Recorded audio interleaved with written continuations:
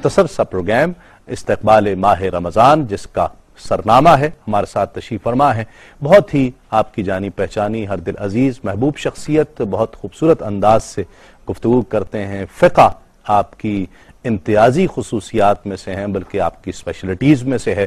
حضرت علامہ مفتی محمد ابوبکر صدیق قادری شاذلی صاحب ہمارے ساتھ تشریف فرما ہیں۔ ان کے ساتھ تشریف فرما ہیں اسلام آباد سے تشریف لائے ہوئے انتہائی ممتاز و معروف، خوش آواز، خوش انداز ثناخواں سید زبیب مسعود۔ ان کے ساتھ تشریف فرما ہیں ممتاز و محترم آپ کی بہت ہی جانے پہچانے محبوب ثناخواں حافظ محمد علی سہروردی۔ السلام علیکم تینوں مہمانوں کا بہت شکریہ، اور سب سے پہلے رمضان کی آمد مبارک ہو، رمضان کا چاند آپ کے چہرے، مفتی صاحب، شاہ صاحب، آپ کے اور ہمارے تمام سٹاف کے چہرے بتا رہے ہیں کہ رمضان شروع ہو گیا ہے، اور یہ خوشخبری جو ہے وہ ہم تک پہنچ چکی ہے۔ کیا کہتے ہیں؟ ایک تو رمضان کی مبارکباد سب کو دے دیجئے، پھر اس کے بعد رمضان کو کس طرح سے گزارنا چاہیے؟ اعوذ باللہ من الشیطان الرجیم، بسم اللہ الرحمن الرحیم۔ الحمدللہ کیو ٹی وی کے اس اسٹیج سے میں تمام امت مسلمہ کو مبارکباد پیش کروں گا کہ اللہ تبارک و تعالیٰ نے یہ مقدس مہینہ ہمیں دوبارہ عطا فرمایا۔ پھر یہ جو آپ نے بات کہی کہ اس کے استقبال کے حوالے سے کس طرح ہمیں کرنا چاہیے، تو دیکھیں جب تک اس کی اہمیت ہماری نظر میں نہیں ہوگی، اس کی حیثیت نظر میں نہیں نعمت ہوگی، کی جب تک آپ قدر و قیمت نہیں جانیں گے اس وقت تک اس کی خوشی نہیں منا سکتے، دل سے نہیں منا سکتے۔ بلا شبہ بلا شبہ۔ تو اس کی خوبیاں تو خیر بیان نہیں کی جا سکتی، لیکن مختصر الفاظ میں اگر کہنا چاہیں تو نبی کریم صلی اللہ تعالی علیہ وسلم کی حدیث مبارکہ ہے جس میں آپ نے فرمایا کہ رجب اللہ کا مہینہ ہے، اور شعبان میرا مہینہ ہے، اور رمضان میری امت کا مہینہ ہے۔ واہ! اور یہ امت کا مہینہ کیوں کر قرار دیا گیا؟ نبی کریم صلی اللہ تعالی علیہ وآلہ وسلم کی حدیث مبارکہ نے اس کی فضیلت جو بیان کی ہے، بلکہ شعبان کے آخری دن آپ علیہ السلام خطبہ دیا تھا آپ علیہ السلام نے، اس میں اس مہینے کی جو عظمتیں بیان فرمائی، ان عظمتوں میں یہ ہے کہ اللہ تبارک و تعالی رمضان کی پہلی رات ہی جنت کے تمام دروازے کھول دیتا ہے جو پورے مہینے کھلے رہتے ہیں، اور جہنم کے تمام دروازے بند کر دیتا ہے جو پورے مہینے بند رہتے ہیں۔ پھر اس مہینے میں تمام سرکش شیاطین اور جنات کو قید کر دیا جاتا ہے، اور پھر اللہ تبارک و تعالیٰ کی خصوصی عنایتیں ہوتی ہے، ہر رات اللہ جل شانہ لاتعداد لوگوں کو جہنم سے آزاد فرماتا ہے، اور پھر آخری رات میں تمام جو گنتی تھی اس کے مطابق اس سے زیادہ آزاد فرماتا ہے۔ پھر اس مہینے میں جو مقدس رات آتی ہے جس کے بارے میں فرمایا کہ 1000 مہینوں سے بہتر ہے، تو اس کے بارے میں نبی علیہ السلام جی لیلۃ القدر شریف، تو وہ اس کی عظمتیں کیا کہنا، اور ہمیں رغبت دلانے کے لیے نبی کریم صلی اللہ علیہ وسلم کی حدیث مبارکہ ہے کہ جب پورے سال جنت کو آراستہ کیا جاتا ہے، ایک رمضان سے دوسرے رمضان تک پوری روزے داروں کے لیے آراستہ کیا جاتا ہے، تو ان جنت کے حسین و جمیل درختوں کے نیچے جنت کی حور عین، عین بڑی بڑی آنکھوں والی، تو وہ نہایت حسین و جمیل حور جو ہے وہ بیٹھی ہوتی ہے، اللہ تبارک و تعالیٰ اس پہ خوشکن ہوا چلاتا ہے، تو اللہ کی بارگاہ میں عرض کرتی ہے اے مالک مولا تو ہمارا نکاح اس سے کرا کہ جس کی ہم آنکھوں کی ٹھنڈک بنے اور وہ ہماری آنکھوں کی ٹھنڈک بنے۔ اچھا، اس سوال یہ پیدا ہو سکتا ہے کہ یہ تو ان لوگوں کے لیے ہے کہ جو اس ماہ میں اس دنیا سے رخصت ہو جاتے ہیں، لیکن وہ لوگ بلکہ وہ خوش نصیب ہیں، میں انہیں کہہ سکتا ہوں خوش نصیب، ہر ایک نے جانا ہے مفتی صاحب، اور ہر ایک کا وقت آنا ہے، ہر ایک کو فنا ہے، ہر ایک کا وقت آنا ہے، اور جس کا اس رمضان میں آ جائے یا کسی بھی رمضان میں آ جائے وہ خوش قسمت ہے، خوش بخت ہے۔ وہ لوگ جو زندہ رہتے ہیں، رمضان پورا انہیں دیکھنا نصیب ہوتا ہے، گزارنا نصیب ہوتا ہے، ان کے لیے یہ فضیلتیں کس طرح سے ان کے حق میں ہو سکتی ہیں؟ دیکھیں ان کے حق میں اس طرح سے یہ فضیلتیں ہیں کہ اللہ تبارک و تعالیٰ کے یہاں پہ ان تمام نیکیوں کا ذخیرہ ہو جاتا ہے، ٹھیک ہے، جتنی بھی نیکیاں انسان کر رہا ہوتا ہے اس کا ذخیرہ ہو جاتا ہے، اور اگر اس کی قسمت نے یاوری کی، اللہ نے اسے مزید زندگی عطا فرمائی، تو یہ بھی اس کے لیے بہتر ہے۔ کیونکہ حدیث کریمہ میں آتا ہے جس کو سب سے بہترین آدمی وہ ہے جس کو لمبی عمر ملی مگر اس نے نیک عمل کر کے گزاری، اور سب سے برا آدمی وہ ہے جس کو لمبی عمر ملی لیکن گناہوں میں اس نے گزاری۔ تو اب اگر اسے اس سال اس کا وصال نہیں ہوتا، آئندہ موقع ملتا، تو یہ اس مرنے والے کے مقابلے میں زیادہ خوش قسمت ہے کہ اس کو ایک اور رمضان مل گیا، لیکن اسی شرط کے ساتھ کہ اس نے باقاعدگی کے ساتھ सुन्नत के मुताबिक अपनी जिंदगी गुजारी हो। सही। नाज़रीन, आप भी इस वक्त किसी न किसी को मैसेज कर रहे होंगे, किसी न किसी को कॉल कर रहे होंगे, कोई आपको कॉल कर रहा होगा, आपको मैसेजेस कर रहा होगा। जो घर के लोग होंगे वो आपस में गले मिलकर एक दूसरे को मुबारकबाद दे रहे होंगे। क्यों? अल्लाह का मेहमान आया है, और ये अल्लाह का मेहमान 30 दिनों के लिए, कम बेश 30 दिनों के लिए हमारे पास आया है। हर साल आता है। कहा जाता है कि जो रोजे की फजीलत रमजान के रोजे की फजीलत है, आप सारा साल रखते रहें, वो रमजान का रोजा नहीं कहलाएगा। क़ज़ा तो कहलाएगी, लेकिन रमजान का रोजा नहीं कहलाएगा। तो रमजान की अपनी फजीलतें हैं, बेशुमार फजीलतें हैं। हम इसमें किस तरह से आज की शब यूं समझ लीजिए कि हम एक संगे मील समझ लीजिए इसे, और हम कोशिश कर सकते हैं, कोई स्केड्यूल बना सकते हैं, अपनी लाइफ का 24 घंटे की कोई रूटीन बना सकते हैं कि हमें इस वक्त कुरान मजीद की तिलावत करनी है, हमें इस वक्त टेलीविजन देखना है, हमें इस वक्त नमाज पढ़नी है, ये वक्त हमें इस वज़ाइफ को देना है, इस वक्त हमने रोजी रोजगार के लिए वक्त निकालना है। तो गोया ये एक स्केड्यूल बनाया जा सकता है, और हर शख्स मुझे कहा जाता है, बल्कि मुझसे लोग कहते हैं कि स्केड्यूल किस तरह से बना सकते हैं। देखिए, एक चीज तो हम मुफ्ती साहब से पूछ सकते हैं कि एक आम आदमी का स्केड्यूल कैसे हो सकता है, एक कारोबारी आदमी का कैसे हो सकता है, बहुत प्रैक्टिकल अगर इसको देखें, और एक नौकरी पेशा आदमी का स्केड्यूल कैसे बन सकता है। हम एक उमूमी तौर पर, एक जनरली तो हम इसे देख सकते हैं, लेकिन हर शख्स पर्टिकुलरली इसको देखे कि उसकी रूटीन क्या है, उसकी मसरूफियात क्या है।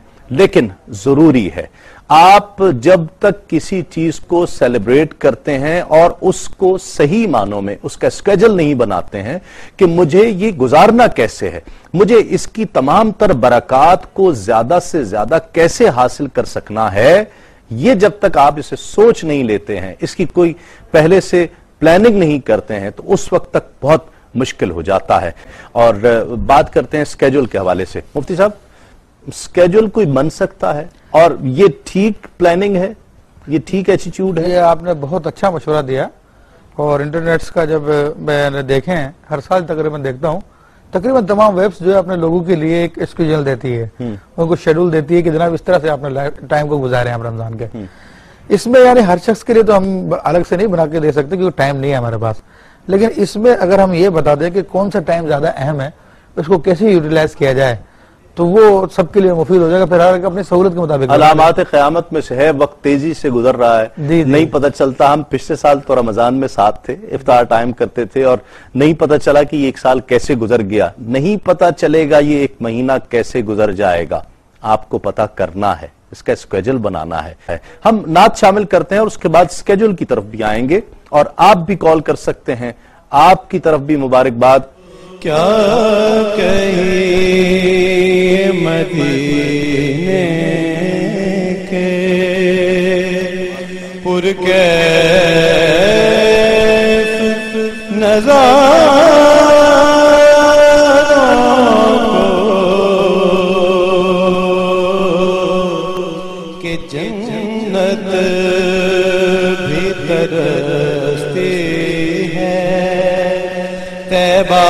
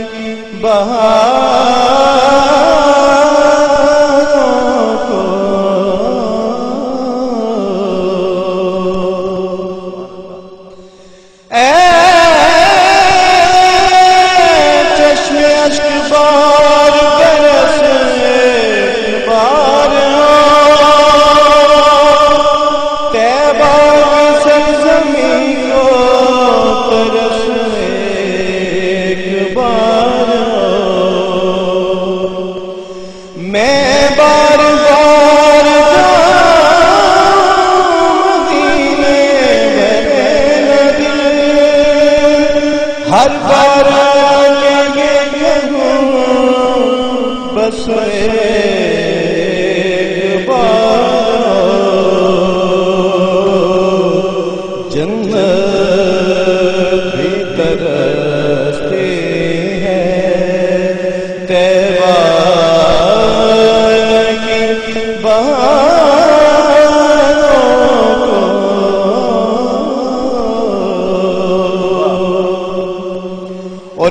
پیار سے خالق نے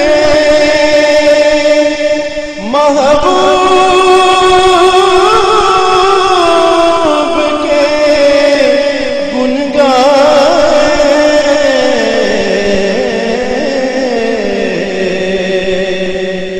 کس پیار سے خالق نے محبوب کے گن گائے،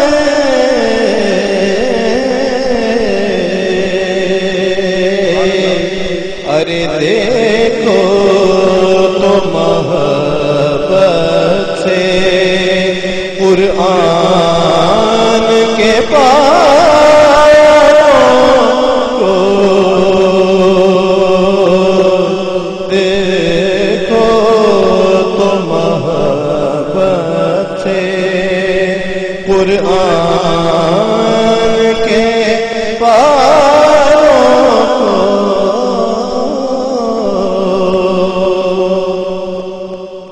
اور مہتاب بھی چیرا، سورج کو بھی لوٹا،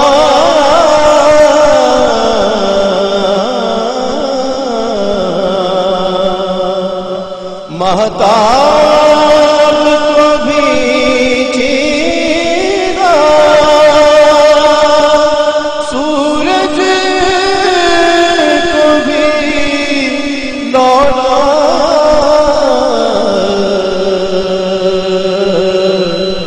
میرا بھی سلام کی انگلی کے اشاروں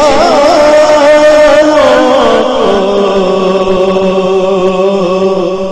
میرا بھی سلام کی انگلی کے اشاروں کو،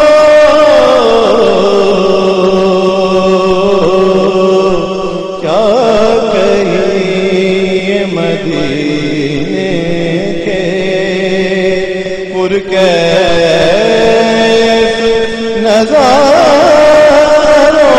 کو، جنت بھی ترستی ہے طیبہ کی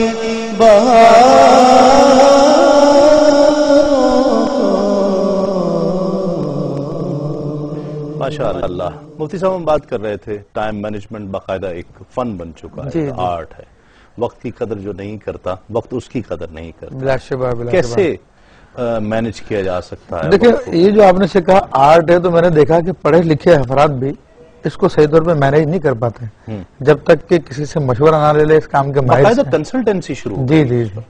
تو اس حوالے سے دیکھیں ہم کسی کے لیے کسی ایک شخص کو متعین کر کے ایک شیڈول تو نہیں بنا سکتے، لیکن ہم وہ اوقات بتا دیتے ہیں کہ جن کو انسان زیادہ سے زیادہ استعمال کر لے، تو ہر ایک اپنی سہولت کے مطابق اس کو یوز کر لیں۔ مطلب ہر بندے کو اپنی اوقات کا پتہ ہونا جی ضروری ہے۔ جی کیسے کیا جا سکتا ہے اس کو؟ یعنی اگر ہم دو لوگوں میں بانٹ لیتے ہیں، یعنی بلکہ 4 لوگوں میں بانٹ لیتے ہیں، ایک تو نوکری پیشہ، ایک کاروباری طبقہ ہے، ایک خواتین ہیں جو گھر میں رہتی ہیں، ایک اسٹوڈنٹ ہیں، بچے ہیں جو اسکول جاتے ہیں اور ان کی اپنی روٹین، تو گویا 4 طبقے ہو گئے۔ لیکن اس میں جو سب سے اہم ترین بات ہے، نبی کریم صلی اللہ علیہ وسلم کی حدیث مبارکہ ہے اور بلا کسی تخصیص کے فرمایا، رمضان کے 24 آورز، ہر روز کے 24 آورز میں آپ علیہ صلی اللہ علیہ وسلم نے ارشاد فرمایا کہ اس مہینے میں جو نفل ادا کیا جائے وہ فرض کے برابر ہے۔ ٹھیک ہے، تو 24 گھنٹوں میں جب بھی کوئی نیکی کا کام مل جائے کرنے کو، نفل سے مراد صرف نماز پڑھنا نہیں ہے، ٹھیک ہے، جو بھی والنٹری کام کیا جائے وہ نفل ہے، چاہے وہ صدقہ کرنے کا کام ہو، چاہے وہ تسبیح پڑھنے کا کام ہو، چاہے درود پاک پڑھنے کا کام ہو، چاہے تلاوت قرآن ہو، چاہے نماز پڑھنے کا کام ہو۔ تو یہ سارا کا سارا کام جو ہے یہ والنٹری کام، نفلی کام ہو جائے گا، اور یہ 24 آورز میں جب آپ کو موقع ملے آپ کر لیجئے۔ ٹھیک ہے، یہ خوشی منانے کا اظہار کرنے کا طریقہ کیا ہو سکتا ہے؟ تو ہم وہی گفتگو کر رہے ہیں. مطلب میں چاہوں تو مجھے بہت خوشی ہے موٹر سائیکل لے کر اور اس کا سائلنسر نکال کر روڈوں پر گھوموں بھاگوں دوڑوں. نہیں، یہ تو خیر کوئی طریقہ کار نہیں ہے. ایسی کوئی بھی آپ کی ایکٹیویٹی، ایسی آپ کی کوئی بھی حرکت جس کی وجہ سے کسی دوسرے کو ایذا ہوتی ہو، وہ ہمارے یہاں پہ منع ہے، اسلام میں منع. یہ بہت اہم ہے. ہم کیوں نہیں خیال کرتے اپنے پڑوسی کا؟ ہم کچھ بھی چیز کرنے جا رہے ہوں، کوئی ایونٹ آ رہا ہو، ہم کسی کو بھول کیوں جاتے ہیں؟ رمضان ہمیں اس کی فلسفی کیا ہے، ہمیں پیغام کیا دے رہا ہے، اس کی آمد پر ہمیں پتہ لگ جائے. مفتی صاحب دیکھیں، رمضان کی فلسفی یہ ہے، جس کو اگر ہم ایک اصطلاحی انداز میں بات کریں، اپنی نفسانی خواہشات پہ کنٹرول کرنا اور اللہ کے حکم کے تابع کر دینا. اس کو تھوڑا سا ہم کھول کے بیان کریں تاکہ لوگوں کے لیے سمجھنے میں آسانی ہو. ٹھیک ہے. مراد یہ کہ نفس جو ہے وہ بالکل بے ہنگم ہے اور فطرتاً کافر ہے، شریر ہے فطرتاً. اللہ تبارک و تعالیٰ نے اس ماہ رمضان المبارک میں ہم کو یہ موقع میسر کیا ہے کہ ہم اپنے نفس کو ٹرینڈ کریں اس مہینے میں. اور نفس کی ٹریننگ کا معاملہ یہ ہے کہ اتنا سخت ہے کہ اس کو جب پیدا کیا گیا تو اللہ تعالیٰ نے سے پوچھا کہ میں کون ہوں؟ تو اس نے کہا کہ انت و انا انا، کہ تو اور میں ہوں. پھر حکم دیا فرشتوں کو دکھانے کے لیے اس کو 4000 سال جہنم میں جلاؤ. پھر نکالا گیا، پھر پوچھا گیا تو پھر یہی جواب دیا. پھر کہا 4000 سال جہنم میں جاؤ. 3 دفعہ ایسا کیا، تینوں دفعہ اس نے یہی کہا کہ تو اور میں ہوں. اللہ نے فرمایا اس کو 40 دن بھوکا رکھو. جب 40 دن بھوکا رکھا، جب اس سے پوچھا تو کہنے لگا کہ انت ربی وانا عبدک، تو میرا رب ہے اور میں تیرا بندہ ہوں. گویا اس کا علاج یہ ہے، علاج یہی ہے ماہ رمضان المبارک. تو اس میں ہمیں بڑا موقع ملتا ہے ہم اپنے نفس کو استوار کریں اور لوگوں کی تکالیف کو محسوس بھی کر سکیں.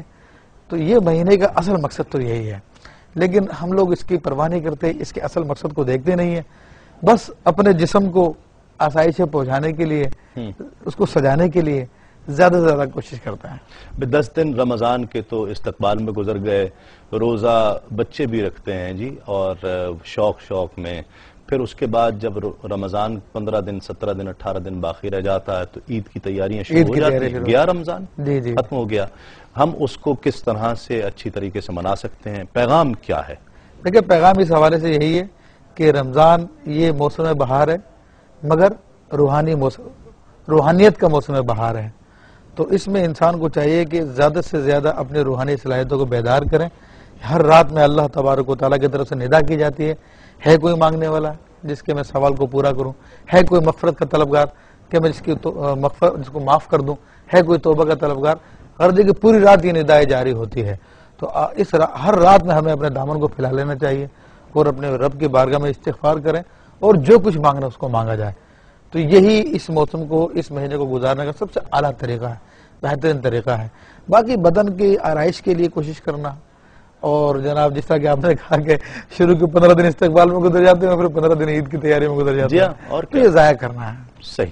بہت شکریہ مفتی صاحب، مفتی ابوبکر صدیق صاحب، سید زبیب مسعود صاحب اور حافظ محمد علی سہروردی. آخر میں انشاءاللہ استقبال رمضان کا خصوصی کلام انشاءاللہ پیش کرنے کی سعادت حاصل کریں گے. ناظرین محترم، آپ اپنے وقت کو صحیح طور پر پہچانتے ہیں. ہر شخص اپنے وقت کو جانتا ہے، سمجھتا ہے، لیکن اسے پہچان لینا، اس کی کیلکولیشن کر لینا، صحیح ایلوکیشن کر لینا، اس کی صحیح مینجمنٹ کر لینا، ضرورت اس چیز کی ہے. تقاضا یہی ہے کہ آپ تلاوت قرآن مجید بھی شامل کیجئے. اس میں کچھ دیر، بہت زیادہ وقت نہیں لگتا ہے، آپ اس میں نوافل بھی شامل کیجئے. کوشش کیجئے جس طرح مفتی صاحب نے بھی فرمایا کہ جو قضا نمازیں ہیں اس کی ادائیگی کا کچھ اہتمام ہو سکے. آپ کوشش کیجئے کہ اس میں استغفار بھی ہو، اس میں درود شریف بھی شامل ہو جائے. تو یہ رمضان نہیں معلوم کہ یہ گھڑیاں ہمیں نصیب ہوئی ہیں، اس کے بعد یہ ساعتیں ہمیں نصیب ہوں گی یا نہیں ہوں گی. رمضان کا اصل فلسفہ سمجھنے کی کوشش کیجئے. اللہ رب العزت کو تقاضا نہیں کرتا ہے کہ ہم صرف بھوکے اور پیاسے رہیں. جب ہم بھوکے رہتے ہیں تو ہمیں کسی کی بھوک کا احساس ہونا چاہیے. جب افطار کا وقت قریب ہوتا ہے، جو پیاس کی شدت کے ساتھ احساس پیاس کا ہمیں ہو رہا ہوتا ہے، ہمیں احساس ہونا چاہیے کہ کوئی ایسا ہوگا کہ جس کے پاس پانی پینے کو نہیں ہوگا. دنیاوی معاملات میں نیچے کی طرف دیکھیے، لیکن جب معاملہ دین کا آ جائے، اعمال کا آ جائے، تو اوپر کی جانب دیکھنا چاہیے ہے۔ بھوک کے وقت کسی کی بھوک کا احساس کیجئے۔ آپ کی بھوک اختیاری بھوک ہے، روزے کی بھوک ہے، اور اس روزے کی حالت میں آپ کو بھوک کا احساس ہو رہا ہے۔ لیکن کچھ ایسے بھی ہوں گے کہ جن کے پاس اتنے وسائل نہیں ہوں گے، اتنے پیسے نہیں ہوں گے کہ جن کا ایک وقت کا کھانا ہوتا ہوگا دوسرے وقت کا نہیں ہوتا ہوگا۔ یقیناً ہر چینل سے اپیل کی جا رہی ہے، ہر شخص کوشش کر رہا ہے مدد کرنے کی۔ یہ رمضان بھی بہت امتحانات لے کر آیا ہے، بہت امتحانات کی گھڑیاں لے کر آیا ہے۔ ہمارے وہ بھائی کہ جو سیلاب زدگان، سیلاب سے متاثر ہوئے ہیں، یقیناً وہ بھی آپ کی اور میری طرف دیکھ رہے ہیں، متاثر ہوئے ہیں، جن کے گھر بار لٹ گئے ہیں، جن کے لوگ کمانے والے ختم ہو گئے ہیں، وہ بھی آپ کو دیکھ رہے ہیں، ہمیں دیکھ رہے ہیں۔ زکوٰۃ کا ایک سسٹم بنایا گیا ہے کہ جس سے بہت سارے مسائل حل کیے جا سکتے ہیں۔ رمضان آ رہا ہے اس دعا کے ساتھ کہ اللہ رب العزت اپنے اس مہینے کو ہمارے درمیان بھیج رہا ہے، ہمیں اس کی عزت، اس کی توقیر، اس کی تکریم کرنے کی توفیق عطا فرمائے، اور جب تک یہ ہمارے درمیان موجود ہے اللہ رب العزت ہمیں اس کی خدمت کرنے کی، اس کا احترام کرنے کی توفیق عطا فرمائے۔ بھوک کے وقت بھوکوں کو یاد کیجئے، پیاس کے وقت پیاسوں کو یاد کیجئے، رمضان روزے کی اصل فلسفی کو سمجھنے کی کوشش کیجئے۔ سحر کا وقت بزم سحر آپ کے لیے پیش کیا جائے گا، بزم افطار آپ کے لیے پیش کیا جائے گا۔ یہ دونوں پروگرام جنہیں آپ بہت زیادہ پسند کرتے ہیں، انشاءاللہ بالکل اسی انداز میں کچھ نئی چیزیں شامل کرتے ہوئے، آپ کی آراء، آپ کی تجاویز کو سامنے رکھتے ہوئے چیزوں کو شامل کیا جائے گا۔ انشاءاللہ بزم سحر میں آپ کی روزانہ مجھ سے ملاقات ہوا کرے گی۔ اب میں آپ سے اجازت چاہوں گا، لیکن اس وعدے کے ساتھ، اس یقین کے ساتھ کہ آپ بزم سحر میں ہمارے ساتھ رہیں گے۔ آپ سے انشاءاللہ اب صبح 2:30 بجے انشاءاللہ ملاقات ہوگی۔ اس وقت تک کے لیے اپنے میزبان تسلیم احمد صابری کو اجازت دیجئے۔ تسلیمات۔ اے مومنو مبارک رمضان کا مہینہ، اے مومنو مبارک رمضان کا مہینہ، اے مومنو مبارک رمضان کا مہینہ، سوغات لے کے آیا، سوغات لے کے آیا، بخشش کا ہے خزینہ، اے مومنو مبارک رمضان کا مہینہ، اے مومنو مبارک رمضان کا مہینہ۔ جس کو نماز روزے کا ارمان ہو گیا، اس پر خدائے پاک مہربان ہو گیا، جس کو نماز روزے کا ارمان ہو گیا، اس پر خدائے پاک مہربان ہو گیا۔ رمضان آیا قید میں شیطان ہو گیا، نازل اسی مہینے میں قرآن ہو گیا، اے مومنو مبارک رمضان کا مہینہ، اے مومنو مبارک رمضان کا مہینہ۔ اترے ہیں اس مہینے میں توریت اور زبور، نازل ہوئی ہے عیسیٰ پہ انجیل بھی ضرور، رمضان میں ہوا ہے شب قدر کا ظہور، مومن نے اس مہینے میں پایا خدا کا نور، اے مومنو مبارک رمضان کا مہینہ، اے مومنو مبارک رمضان کا مہینہ۔ سوغات لے کے آیا، سوغات لے کے آیا، بخشش کا ہے خزینہ، اے مومنو مبارک رمضان کا مہینہ۔ ہر روزہ دار حشر کے دن مسکرائے گا دیدار حق جمال نبی کا وہ پائے گا ہر روزہ دار حشر کے دن مسکرائے گا دیدار حق جمال نبی کا وہ پائے گا دوزخ کی آگ سے اسے روزہ بچائے گا رحمت اسے نوازے گی جنت میں جائے گا اے مومنو مبارک رمضان کا مہینہ اے مومنو مبارک رمضان کا مہینہ